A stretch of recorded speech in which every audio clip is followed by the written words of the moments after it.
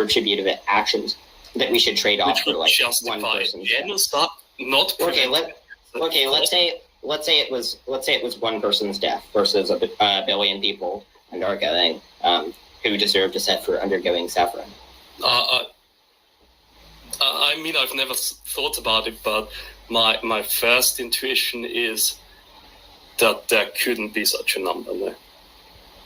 Wait, what do you mean there? I don't see why a deontologist would be committed to that.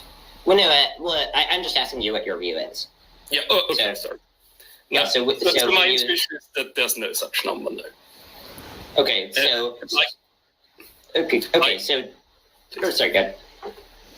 I just wanted to reaffirm that I'm a very, very, very weak retributivist. So if someone who has done something wrong goes free and they cause no further damage to society, I'm not someone who is like, wow, that's horrible. I generally don't want bad stuff to happen to people, but I think there's something to be said about some kind of justice in that sense. Okay, so let's consider a case in which so do you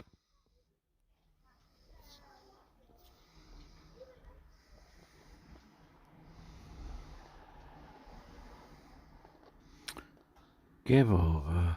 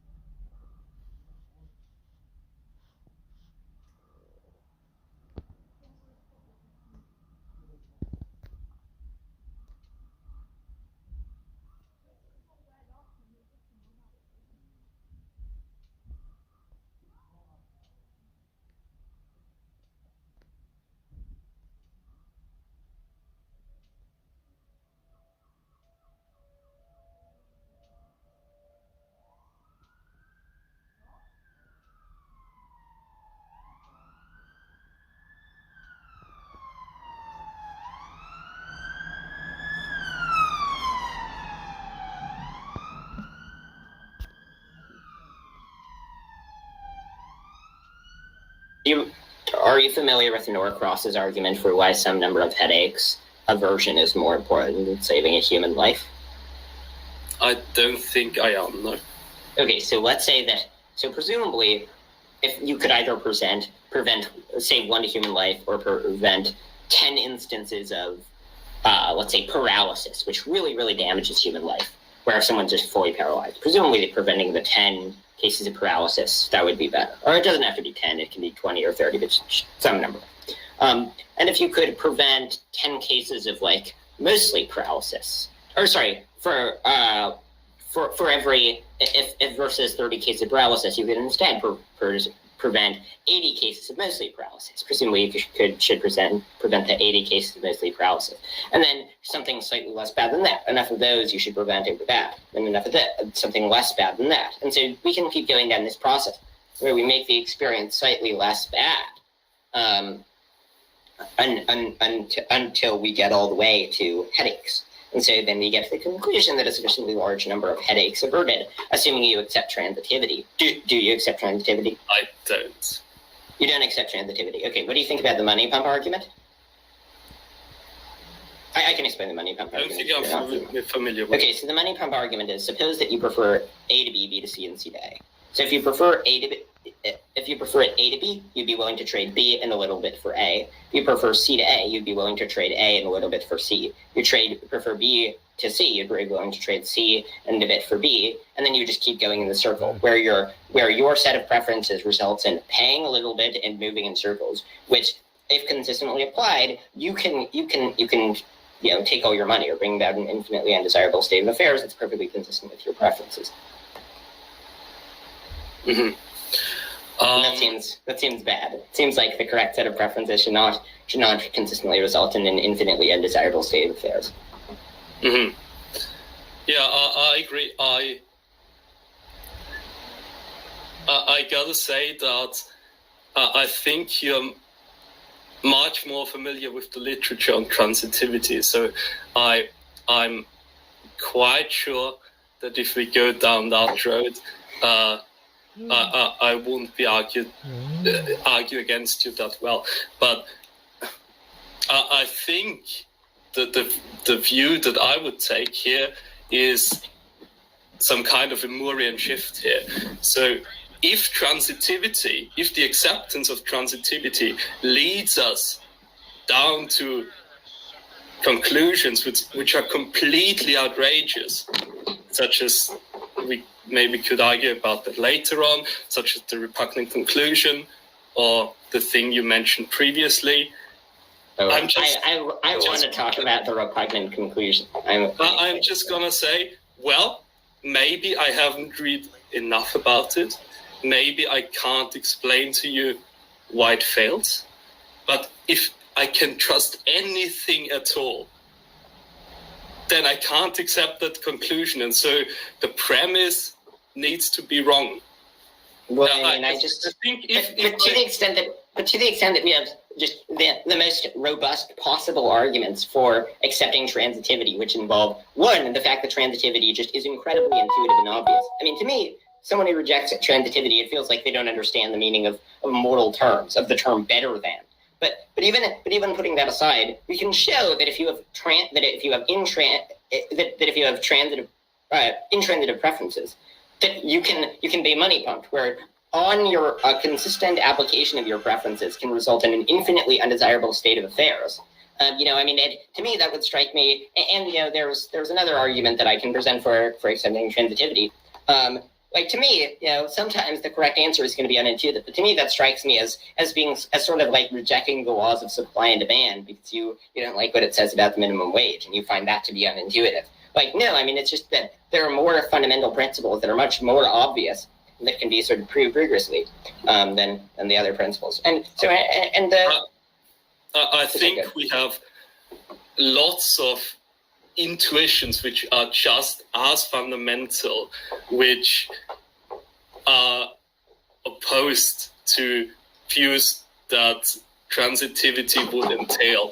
So we need to reject some fundamental intuitions. And I think there are quite a lot of philosophers who actually reject transitivity, which would be quite unexpected if it were the case that it's that obvious. There are not that many. There's only one that I know of. I think Scanlon rejected transitivity, but transitivity is pretty widely accepted. I just don't know that many. But just another argument for accepting transitivity is, so let's say that you prefer A to B, B to C, and C to A. And then you're comparing A and B to B and C. Which of those should you prefer? Well, assuming you would actually prefer both of them to the other one, because you prefer A to B, and so A is better than B, and B is better than C. So you prefer AB, right? But so if you arrange it that way, A is better than B, B is better than C, therefore AB is better than BC.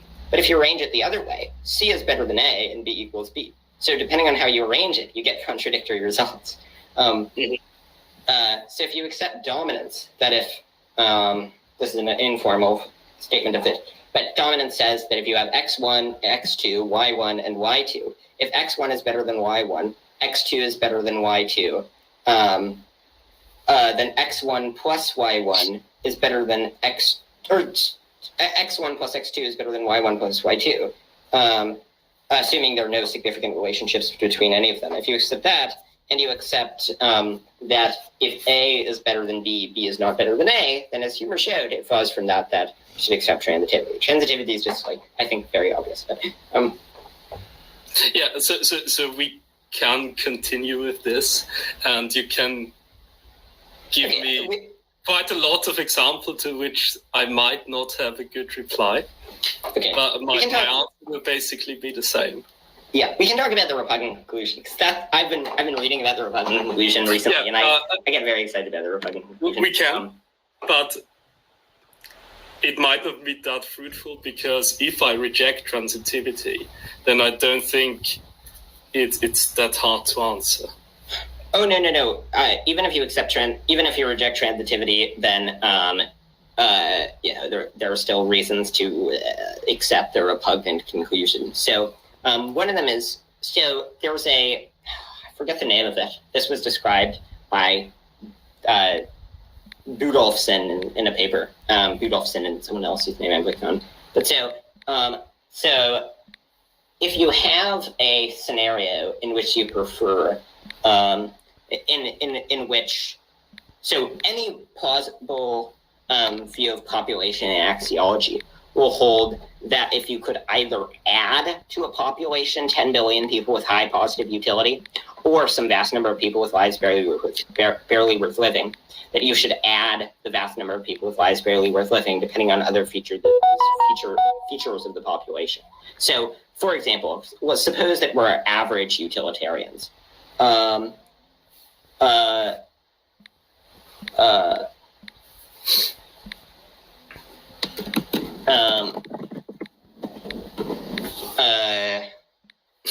Sorry, I got distracted for a moment. Yeah. So like, say we're average utilitarians. Well, if we on average utilitarianism, it's just fairly trivial to show that depending on the current average quality of life of the population, that it can be better. It can increase average utility to create a vast number of people with lives barely worth living than to create 10 billion people with great lives.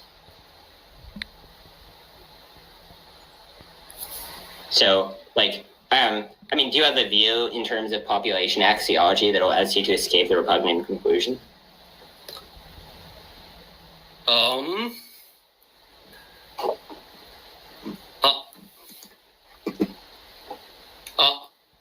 I think what I would say is that maybe I wouldn't know the exact point where weighing more people and less average happiness, etc., where this wouldn't work out. But I think if I hold the view that something else than happiness is important, like, I don't know, I think there was Feldman who said that what was it, like a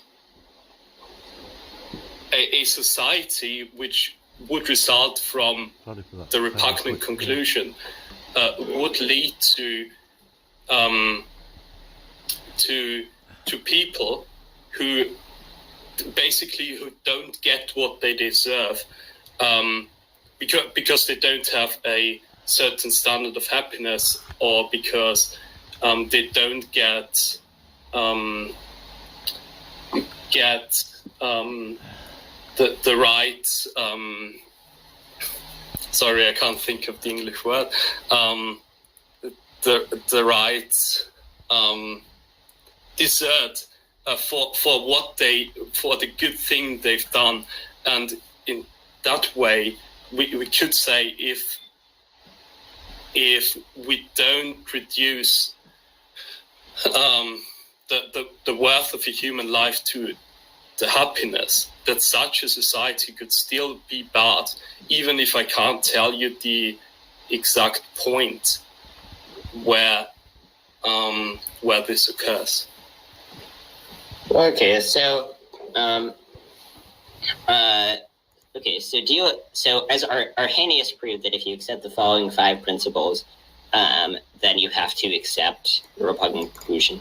So let's see which one you reject. So do you accept the dominance principle, which says that if population A contains the same number of people as population B, and every person in A has higher welfare than any person in B, then A is better than B?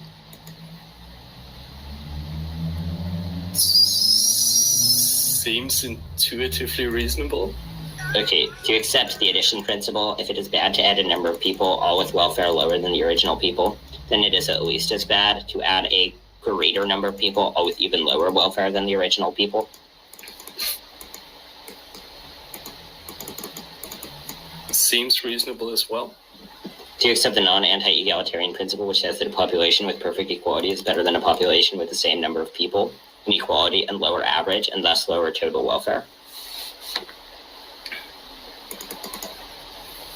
I can repeat that. I don't know why I said that at 200 words per minute. Yeah, please. Okay.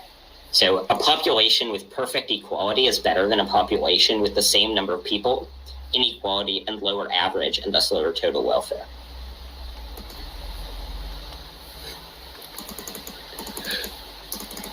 Yeah, that sounds reasonable. Okay. D is the minimal non-extreme priority principle. There is a number n such that an addition of n people with very high welfare and a single person with slightly negative welfare is at least as good as an addition of the same number of people but with very low positive welfare. Sorry, please repeat that. Yeah, there is a number n such that an addition of n people with very high welfare and a single person with slightly negative welfare is at least as good as an addition of the same number of people with very low positive welfare.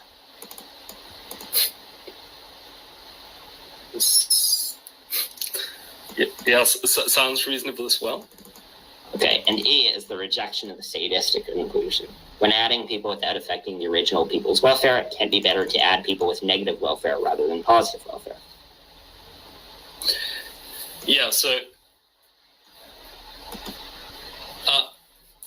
I grant that all of these. Yeah, and they in conjunction require you accept the repugnant conclusion. Yes, I know, but I think for example, I could have just rejected one of those principles. But they're all obvious. They are, yeah, exactly. But just as obvious, it seems to most people that, I don't know, the dust speck thing is completely absurd. I don't think how you can prioritize one of those intuitions over the other. I'm just going to admit, okay, they sound reasonable to me, but just as reasonable, maybe even more reasonable, it seems to me that utilitarianism leads to very absurd conclusions. And I'm quite familiar with your content, so you often make the move to say, okay, we have reasons to distrust the ontological intuitions, and we have reasons to trust the utilitarian intuitions, and some of those are more fundamental than others. I don't think that's true, really. I think the belief that people have rights, or the belief that friendship is inherently valuable, I think that's just as obvious as every single principle that you've mentioned here. Well, we can talk about those in a moment, but right now we're just talking about the repugnant conclusion. And you can be a deontologist and also accept the repugnant conclusion. In fact, Humer is a famous example of a deontologist, an intuitionist who accepts the repugnant conclusion. But I mean, so the thing is, to reject the repugnant conclusion, it requires throwing out lots of independent, very plausible principles.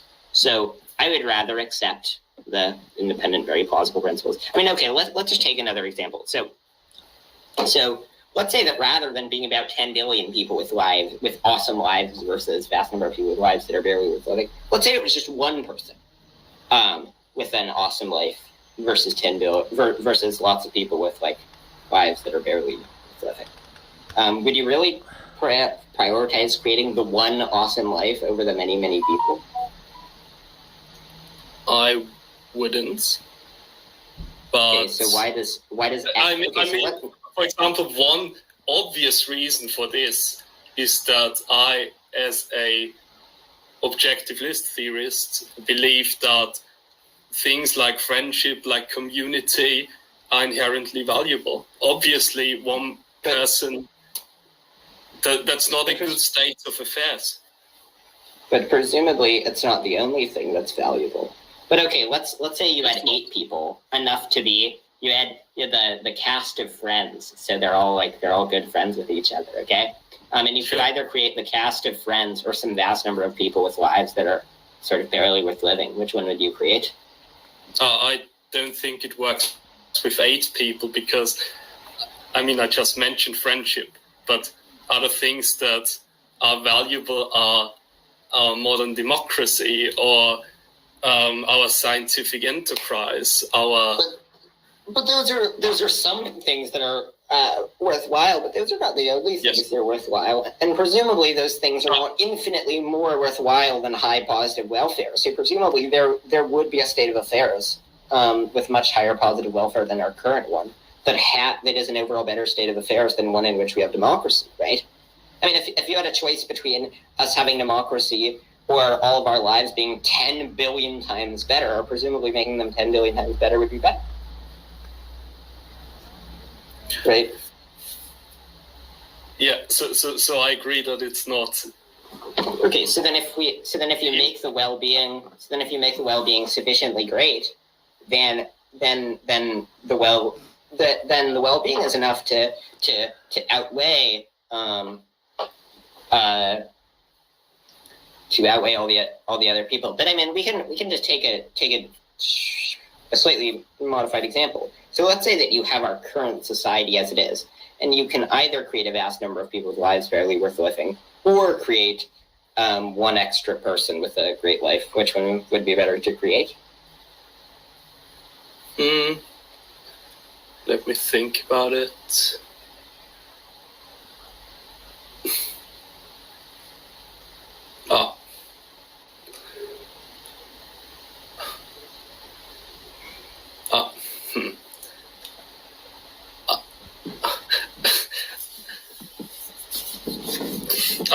I honestly don't really have an intuition of the way, to be completely honest here. Okay, but so then we can go back to the original case. So if the welfare is high enough, then presumably the high enough welfare would be better than the welfare of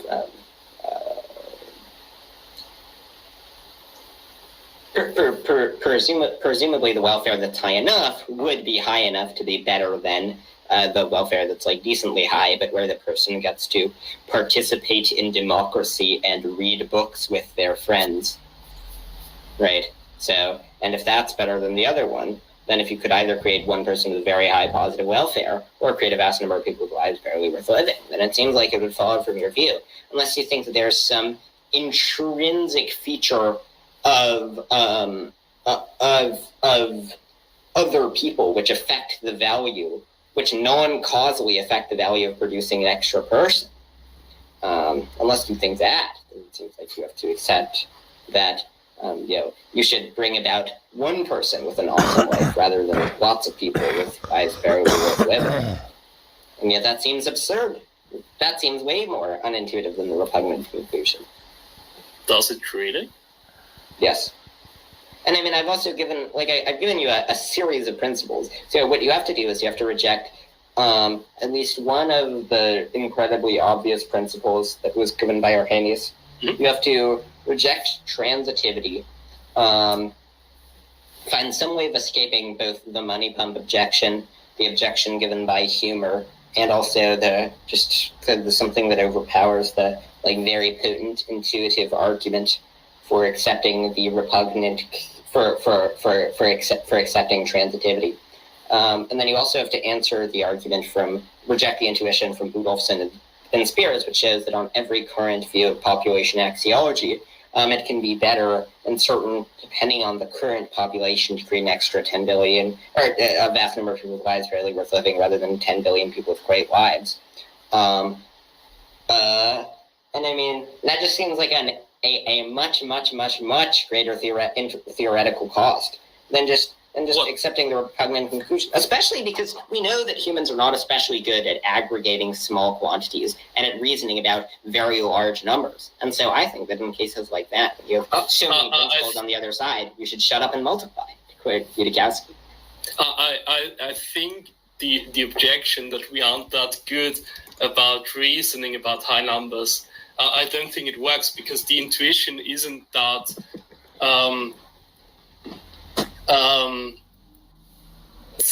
we calculate, and then the calculation doesn't outweigh the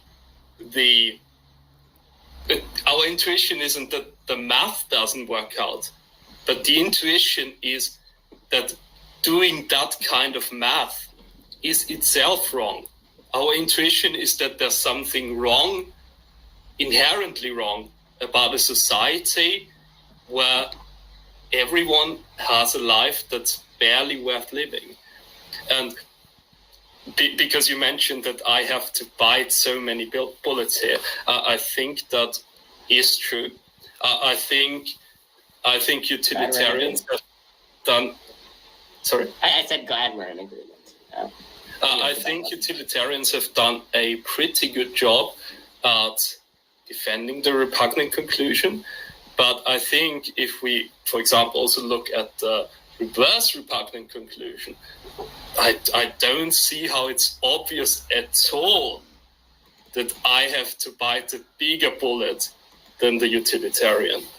When you say the reverse repugnant conclusion, are you referring to the very repugnant conclusion, or are you referring to something else? Tell me what you mean by the reverse repugnant conclusion. Yeah, I'm just going to read it. Wait, sorry. For any world where 10 billion peoples have lives of excruciating agony, there's a worse world where a vast number of peoples have lives almost worth living. This reverse repugnant conclusion is at least as repugnant as Parfit's original. I don't think that that's unintuitive at all. So, I mean, I think that to the extent that that's unintuitive, it's because our intuitions suck. So, would you accept that for any amount of, so let's say that your suffering is at negative 100,000. Presumably, there can be some number of people suffering at negative 90,000 that would be an overall worse state of affairs. Probably, yeah. And surely there would be a number suffering at 80,000 that would be a worse state of affairs. Yeah, now we're gonna see where I'm. Yeah, and then 70,000, 60,000. Which I'm just gonna reject. Wait, what? It's not aggregate. No, I mean, in this case, you have to reject. What you have to reject is transitivity. You have to reject either the principle that for any amount of suffering, there's some worse state of affairs that has people who are suffering less, or you have to reject transitivity. Okay, so let's imagine that that we start out. Just showing the money pump conclusion is just very trivial here. So let's say that we start off with one person experiencing negative 100,000 units of suffering. Sorry. Let's imagine that we start off with a vast number of people experiencing, a life where they have negative 1 utility. Presumably, you would pay a little bit to move to a world where you have a smaller number, a much, much smaller number, but with negative 2 utility, right? Sure. And you would pay a bit to go from that to a smaller number with negative 3 utility, right? Okay, and so we can keep going to this until we get to some very small number with negative 1 million utility. And then, so you've just paid a large amount to keep moving along this chain to get to a better and better state of affairs, but you have transitive preferences. So then you want to start over because you regard the starting point as now better than where you are. So then you would pay a bit to go back to the starting point, and then you would just loop infinitely, resulting in an infinitely undesirable state of affairs. And unless you're in favor of infinitely undesirable states of affairs, then, you have to accept transitivity. And we would expect our intuitions to not be very reliable in this case. I mean, we know that humans are not very good at aggregating risks. So, for example, Humer mentioned in his paper that people, when you tell people about their risks per car ride of getting into an accident, that has a much less great deterrent effect than if you tell them about their lifetime risks.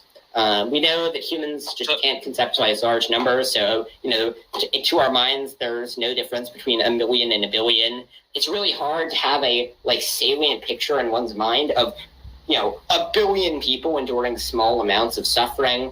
But I mean, if you just add up which experience, if you lived everyone's life, which one would you rather live in? You would obviously rather live in the state of affairs where the one person suffers a lot, because the other state of affairs has way more overall suffering. Yeah, but like I said, I don't think the intuition is mathematical in nature, and it's not just the case with the repugnant conclusion. It seems to be the case that any kind of view which treats morality in that way that you can just do the math, like you said, in like hundreds, thousands of cases we can imagine, it's against our intuition. And well, yeah, because our intuitions suck in many cases. Yeah, sure. Exactly. You Given the poor record of our intuition throughout history, we would expect the correct moral view to get the wrong, to not converge with our intuitions some of the time. Sure. What we wouldn't expect is the incorrect moral view to, every time it diverges from our intuitions, for there to be very plausible independent principles backing it up, such that the person who accepts the principle rejecting the incorrect view, such that they have to bite a bunch of bullets too. We wouldn't expect people who hold the incorrect view to be hundreds of years ahead of their time. We wouldn't expect there to be lots of independent, plausible ways of deriving it from first principles. We wouldn't expect then again, evolutionary debunking, etc. You mentioned plausible first principles. The exact same thing could be said by the deontologist, for example. What plausible first principles do you think can justify deontology? That provide a account of deontology as a whole. Do you think how do you prove from first principles that the full deontological view? Because I have about 5 ways of doing what that for exactly utilitarianism. do you mean by first principles? I was using it in a way.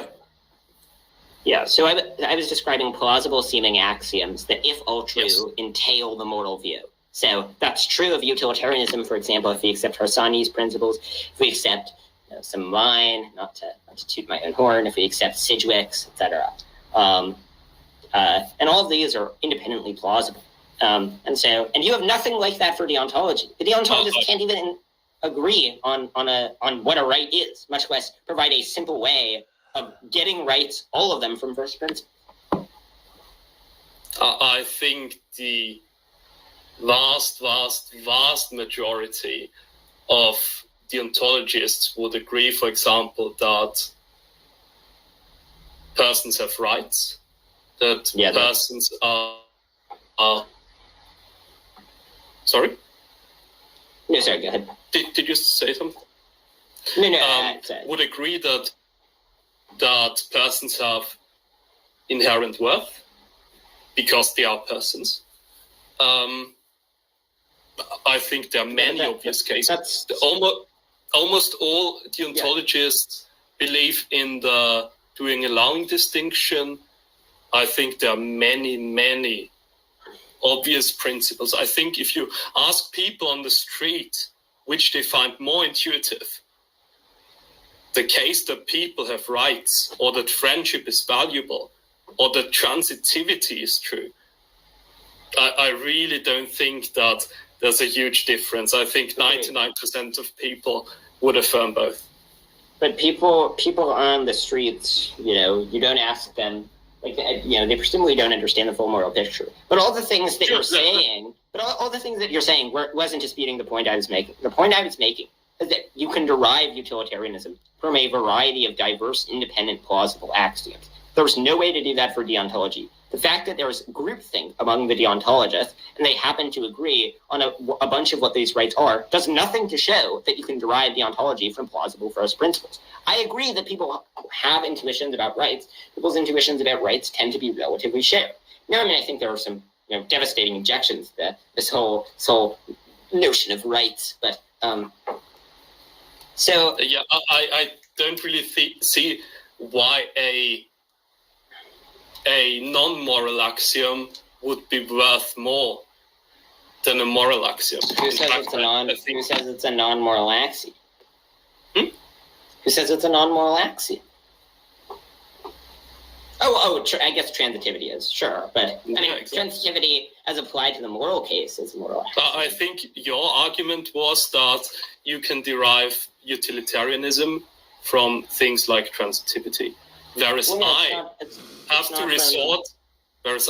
resort, to things like person have rights, but I don't see why I should trust a non-moral axiom like transitivity. How would we more. go about? Okay, how would we go about determining which rights people have? I would try to. I mean, I'm a coherentist, so I think that reflective equilibrium is the best way to gain moral knowledge. So I would just weigh my intuitions with each other, think hard enough about it, compare cases, and then I think about which rights are plausible.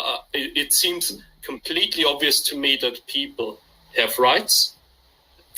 They have a prima facie right to life, but when exactly that right will be violable, I just have to think about it, just like we do in every other case in philosophy. Okay, right, but I mean, the point is, you can't, with utilitarianism, you can derive it all from plausible axioms and first principles, while you can't for deontology. But the point that I was making is that given, if we look back at the track record of our moral intuitions, they've very often been wrong. So the fact that our intuitions often diverge from utilitarianism is just as expected on the hypothesis that utilitarianism is correct as on the hypothesis that utilitarianism is incorrect. You know, if you have a machine that gets the moral truths right 90% of the time, then it's no surprise that there would be lots of cases in which it doesn't get the correct moral view. But what I was pointing to is that utilitarianism has a variety of features that we would expect of the correct moral view. It seems like deontology has none of those features. In terms of the historical track record, theoretical virtues being derivable from first principles, the fact that what seem to be just knocked down obvious arguments against utilitarianism, like the repugnant conclusion, end up being like really complicated, and it shows, and like you have to bite. I mean, it would just be unexpected a priori for every time you have an intuition where you think a moral view gets it wrong. Every time there just are lots of plausible arguments for why the moral view gets it correct. And so that would be a priori surprising. And so I just think that what you presented is no evidence against utilitarianism, because it's what we would expect on the hypothesis that utilitarianism is correct. Okay, so regarding historical progress, I think we should talk about that. I think what the deontologists should say here is that, yes, I think we can say that utilitarians were largely correct, and I think that's a decent argument, but the deontologist should just say it's obvious that they were right for at least partly, they were right for the wrong reasons. Well, for example, think about slavery. That's a priori improbable, right? Like the prior probability and the incorrect moral view being right over and over again for the wrong reasons is unlikely. I don't think that's improbable at all. For example, let's assume that deontology is true. Let's assume that people have persons have intrinsic rights. Or let's say that every being which has desires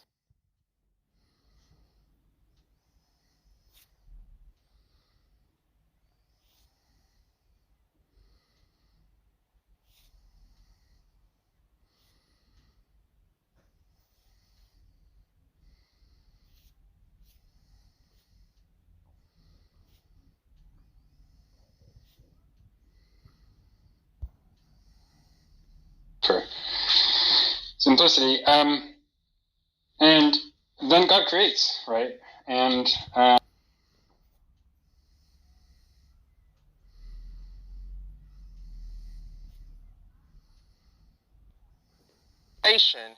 then we're dealing with their interpretation more often than not. And that's proof evident because there's so many translations out there. So all of these experts in the field, they don't always agree. Another example is when you go to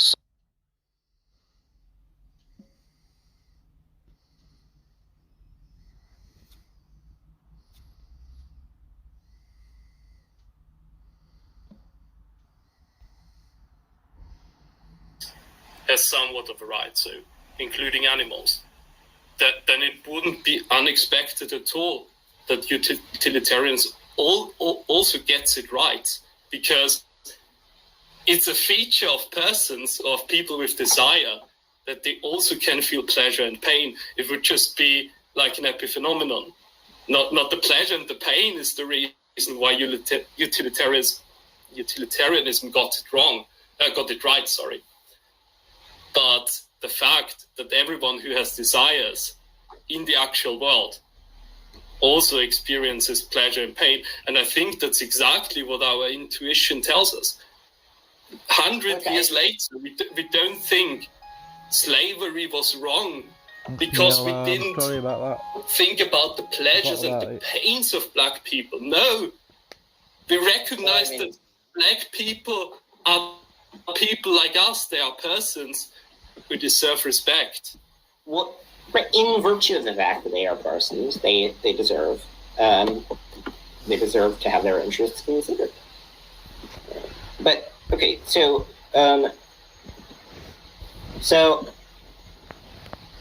let's talk about rights. So I have a series of objections to rights. So I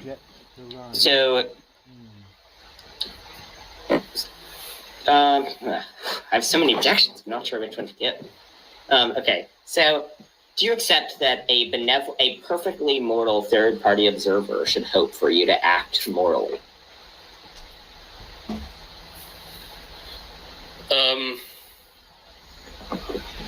I don't. Okay, so you I think don't, that because God I think in heaven should often be like have his fingers crossed, hoping that you act wrongly? Yes. I'm just gonna bite. Well, that seems like a pretty big bullet to bite.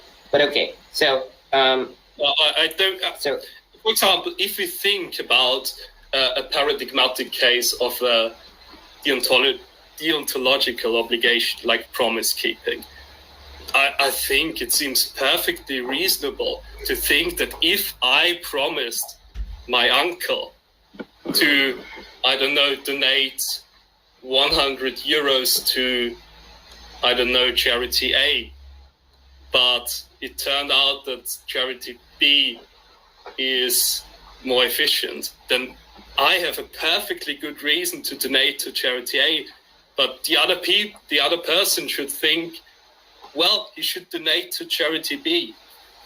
So I don't think that's a counterexample to deontology. I think it's just you're just restating utilitarianism there. Okay, so if you should hope that other people act wrongly, should you hope that you act wrongly? I shouldn't, because I believe in personal reasons. For example, I think that if I promised someone to donate to charity A, that gives me and only me a reason to do that. And I should always do what is right. I, as a deontologist, believe that the right is prior to the good. I don't think we should always do what maximizes good, but what is right, what I have most reasons to do. And I have most reasons to donate to charity A. Okay, so consider a case with a very large series of rings of mortal people. The innermost circle has 1 person, the second innermost has 5, third innermost has 25, etc. Each person corresponds to 5 people in the outer circle. There are a total of 2 options. Option 1 is kill 1 person. Option 2 is give the 5 people in the circle outside of you corresponding to you the same options you were given. However, the persons in the 100th circle will only be given the first option if the buck doesn't stop before reaching them. So you're in the first circle. Which option should you take? I'm sorry, could you repeat it? Yes. Okay, so there are a series of rings of moral people. So everyone here is perfectly saintly. Okay. Sorry, what does a ring of people mean? Like a literal ring? Yeah. So the innermost circle. It's not much of a circle. Okay. But it's just one guy here. Then outside of them there are 5 people. Then outside of that there are 25 people. Where each person corresponds to 5 people in the circle outside of them. Okay. Okay. And so the question is, and everyone in the circle is perfectly moral. But if you get to the 100th circle, then the 100th circle will only have the option of choosing option 1. Okay. So the options that people are given are, so you can either take, you can either take, you're in the first circle. You can either take option 1, which would kill 1 person, or you can take option 2, which would be to give the 5 corresponding people who correspond to you the same options that were given to you. Which option should you take?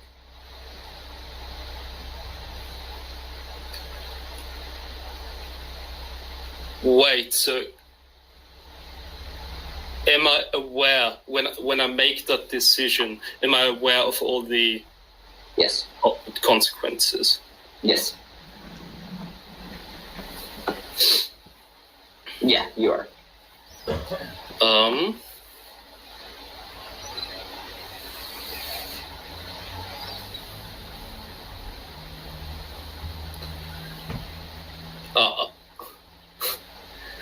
If I understood it correctly, then I think the intuition would be to kill the 1 person. Okay, so you think that? Okay, right. So I would agree with you, of course.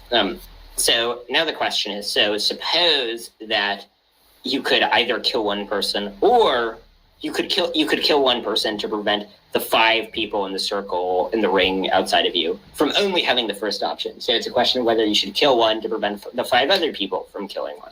Which one should you do in that case?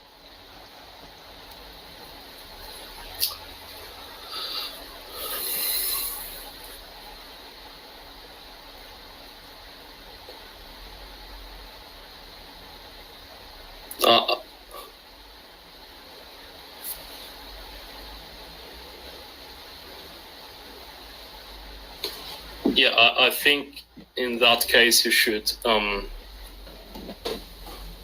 kill in order to prevent them from killing 5 people. Oh, you support killing 1 to prevent 5 other people from killing 1?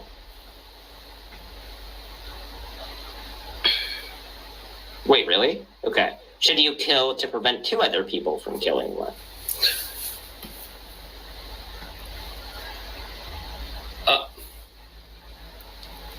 I mean, probably not, and okay. So then we can just set up the original. We can just set up the original scenario with 2 people. Okay, with 2 people in each ring. So ring 1 is 1 person, ring 2 is 2, 4, 8, 16, blah, blah, blah. Yeah. So then in that case, which option should you take? So I gotta say that I've not very strong intuitions either way. Well, just bear in mind that if you don't kill the first person, then a total of 2 to the power of 99 people will be murdered. Yeah, that's a lot. If I know those consequences, then I should kill the 2. Okay, but so you think that if you have 2 perfectly moral people, you should not kill 1 to prevent them from each killing 1, but you should prevent them from each having the option to either kill 1 or to pass the buck. Correct.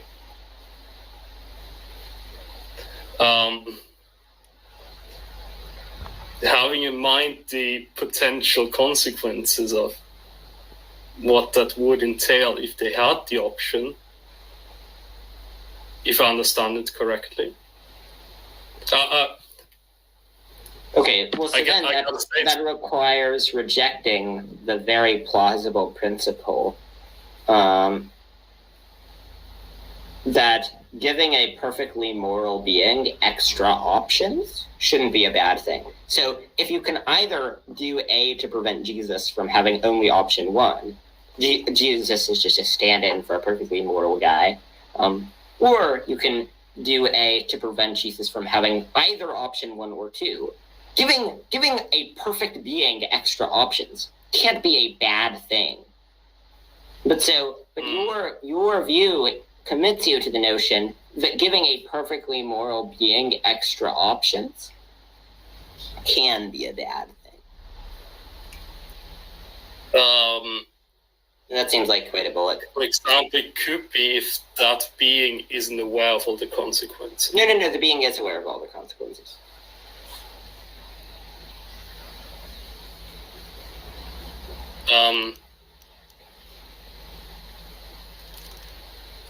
Sorry, then why should that being act in such a way that this would lead to the...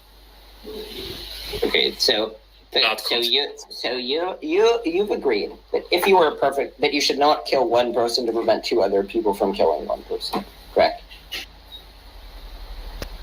Yeah. Okay, but you have agreed that you should kill one person to prevent two perfectly moral people from having the option of either killing one person or giving the two people in the rings outside of them the option of killing one person, correct? Assuming the large series of rings of moral people.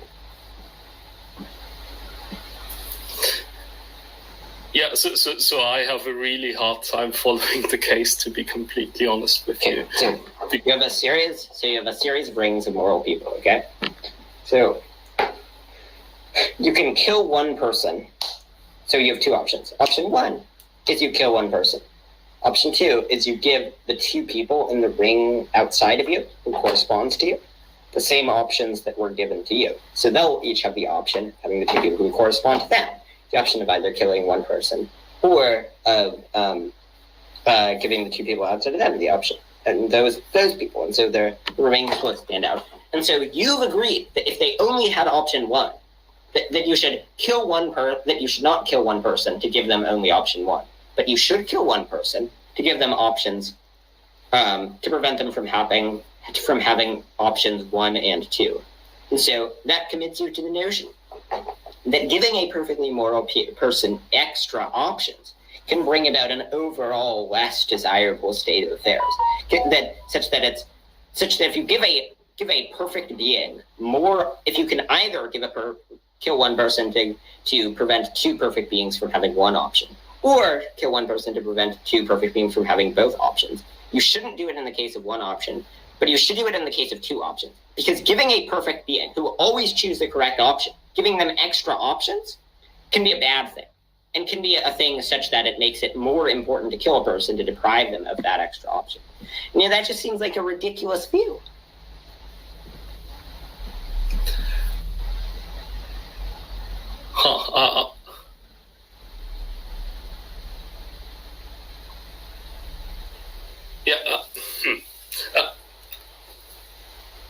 I gotta say it's really hard for me to respond to those kind of thought experiments, because I'm confronted with them for the very first time. But I agree, if my view would entail this,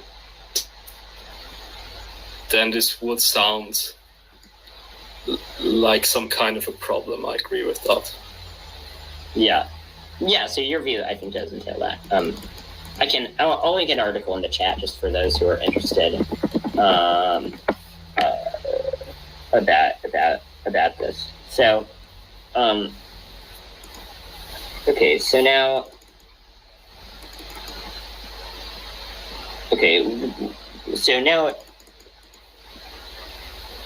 so do you think that the person should push the guy in the bridge case?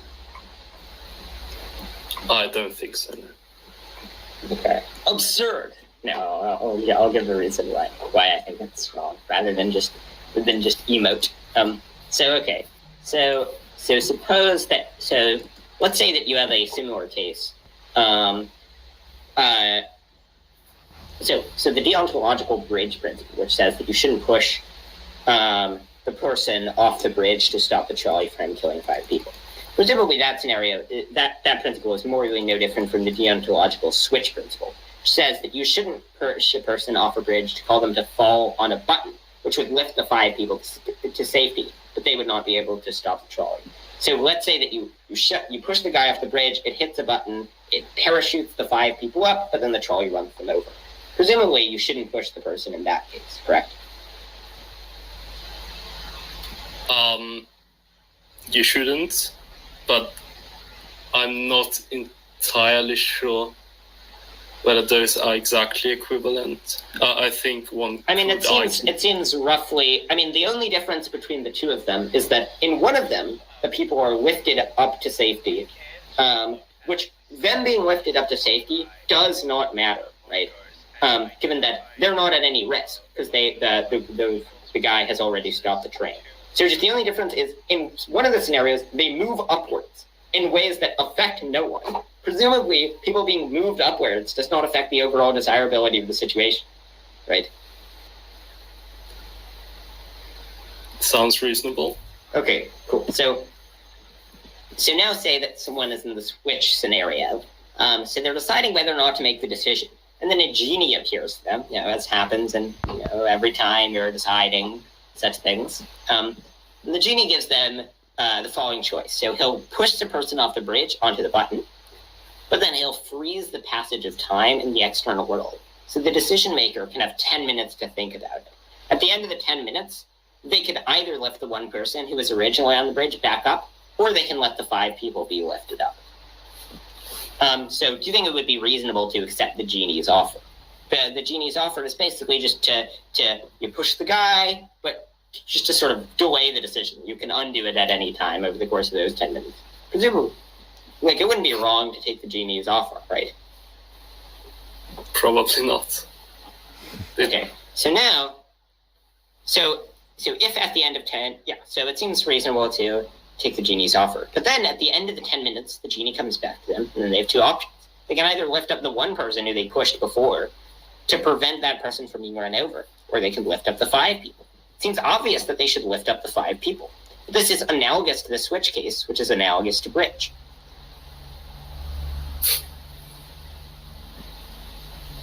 Right?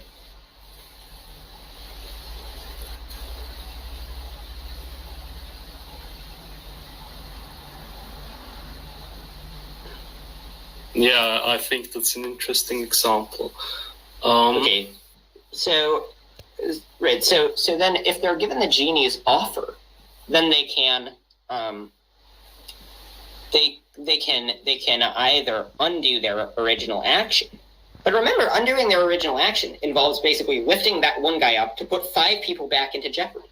And so presumably they shouldn't do that. And so they should, 1, take the genie's offer, and then 2, if they've taken the genie's offer, then they shouldn't do the whole switch and maroo thing, right? So if we accept that, then you would have to reject the very plausible principle that if you take action X and then undo action X, such that nothing changes in the external world, where you do action X, freeze time, and then undo action X, so that nothing happens, that can't be a bad thing.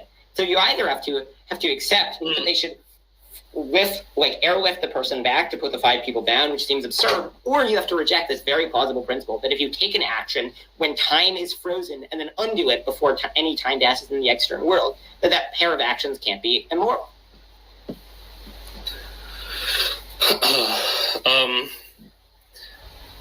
I'm not entirely sure about that principle.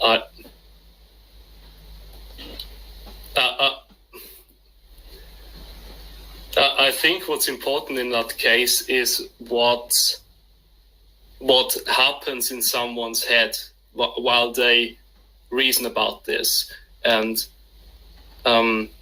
if they recognize what this would entail if they don't reverse the action, I think it wouldn't be that implausible to reverse it, if I understand it correctly. Well, okay, but if you so when they're deciding to reverse it, think about just the mechanical action that's being performed. So now that they're in the decision of deciding whether or not to reverse it, currently there's one guy on the track, and they can flip the person on the track back up, and then put the 5 people back to be run over. So it's basically the opposite of the trolley. It's basically the opposite of the original switch case. It's where they're in a situation where they can airlift the one guy to safety to put 5 people back in jeopardy. Which it seems like obviously you shouldn't do that. I mean, I guess you can reject that, but that seems like just another massive bullet. And I mean, they say that we utilitarians have to bite all these bullets, but it seems like you deontologists have to bite a whole lot of bullets. I do agree that we have to bite some bullets. I think you have to bite a lot of. I think that you have to bite bullet for at least one meal a day. If there's so many bullets to bite. I mean, the thing is that I think the perfect deontologist could defend this much better than I could do, especially if they had known about the case beforehand. I could have also prepared 100 cases which are so complicated that you almost can't follow them, and then I don't think that's the perfect way to evaluate a theory. Well, I think that the perfect utilitarian could have attacked deontology a lot better than I could have. So neither of us are perfect defenders of our view. Sure, but the kind of reasoning that I generally do. I like to talk about cases, but firstly, I like to talk about cases mainly which both people are familiar with. I wouldn't have prepared a special case that you have never heard of before, and which is very, very far from reality, and which you need to repeat 3 times in order to understand it. I would have talked about about a sheriff example, or about. We can talk about the sheriff example. I have lots of things to say on the sheriff example. Sure. Let me just finish that and continue. The way I generally like to evaluate moral theories is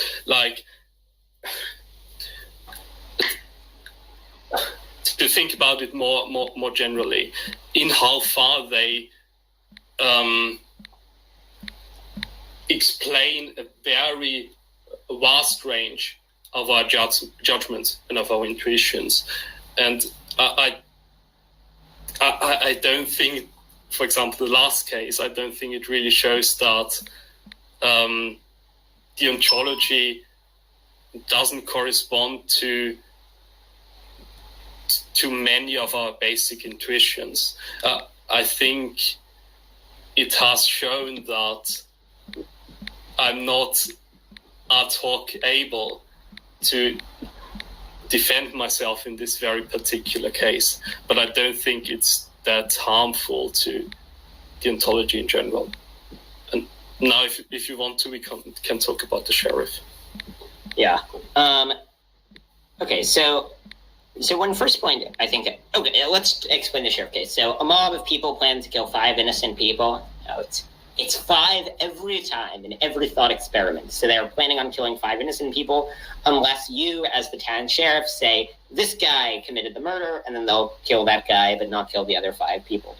And so the question is, should you frame the innocent person so that the mob kills them rather than killing the 5 other people? Okay, so one first point that can be made is that in most realistic situations, one shouldn't frame people. So we have strong reason to say no to the question in general of whether innocent people ought to be framed, even if we can imagine sparse situations in which it would maximize happiness to do so. So no, that certainly would not be sufficient, but it's a bit of an undercutting defeater. It's that it's a heuristic that you shouldn't frame innocent people. Yeah, like I said, I agree that that consideration is far from decisive. Sorry, go ahead.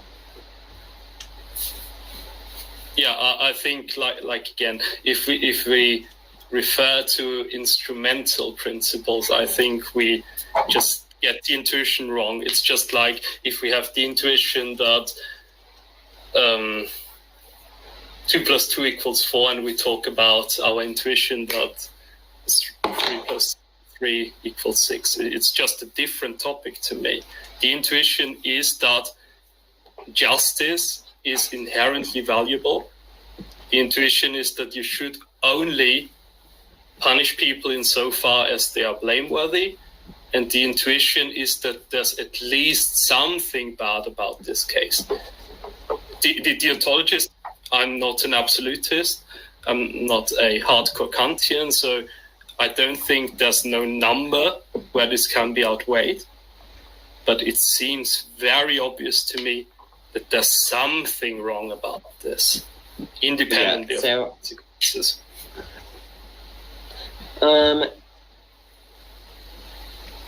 So, I mean, another point is, and these are just sort of preliminary notes before I get to the arguments that I find really persuasive, is that, like, if you just sort of imagine if your family members were the people who were being, some of whom were being framed, like, I mean, if you really think about it from the perspective of the victims, where you sort of care about all the victims equally, like, it starts to seem way more intuitive that it would be better to frame the one innocent people than 5 people you care about equally from being murdered by the mob. Yeah, I think one of the things that makes the case not ideal is that 500 people is quite a huge number. I think one. We made it 5. Oh, sorry. Yeah, in the case of 5 people, I think even if that were my family, I think I should have the intuition that this is so outrageous that I mean, obviously for prudential reasons, etc. Obviously, I hope that nothing bad happens to my family, but I wouldn't have the moral intuition that this is what should be done. Yeah, so I mean, I would just disagree, but and it's sort of not,